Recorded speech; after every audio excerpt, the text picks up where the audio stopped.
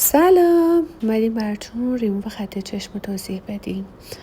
دور اول براشون با بیهستی ژانولت نقطه‌های ریز ریز زدیم روی چشمشون، هم بیهست میشه هم منافذ پوست رو باز میکنه. دور دوم مواد رژاوی رو برمی‌داریم زاویه 65 درجه به صورت دورانی کوکو کار میکنیم، یعنی هر خونه رو پر میکنیم و میریم خونه بعدی. اینطوری نیستش که یه دور کامل بریم جلو دوباره برگردیم، چون این باعث میشه که چشم متورم میشه.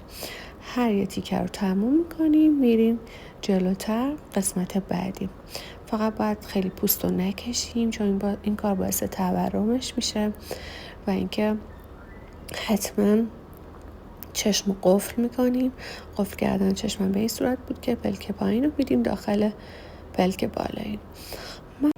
باشه، یه نکته این که مواد رژاوی زود خشک میشه، واسه همین بلند کردنش خیلی سخته. این اینکه این چشم رو میخوایم بزنیم چون طولانی میشه، چشم قبلی رو میریم شروع میکنیم با پد و شبنم آبی نمدارش میکنیم که کم زخمش اون خشکیش از بین بره و زخمش راحت تر کنده بشه، یعنی موادش راحت تر جدا شه. یکم که نمدار کردیم دوباره برمیگردیم رو چشم قبلیمون، شروع میکنیم به ادامه کار کردن. فقط این که ما توی دوری که میزنیم هر مربع هم دورانی میزنیم، هم دات میزنیم، هم حالت کوکی و رفت و برگشت. بالای چشم هستش یه جایی که موی رگای فراوون داره، باید مراقب باشیم که پارگی ندیم. خب ما بچه‌ها دورمون رو زدیم، پاک میکنیم، چکش میکنیم. حالا میریم برای دور پایانی. هر چشم رو 2 بار زدیم. بر دور پایانی میریم جاهایی که فقط مونده یا باز نشده رو دوباره مواد میزنیم.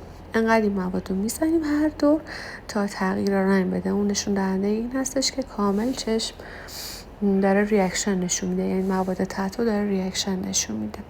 یه جایی هنوز باز نشده، شروع میکنیم اونا رو کار انجام دادن و با همون زاویه 65 درجه خیلی آروم و کوکی کار انجام میدیم. یه چشم حدود 1 ساعت باید زمان ببره پاک شدنش. چشممون برم باید حواسمون باشه که خشک نشه، نمدار کنیم و بگیریمش.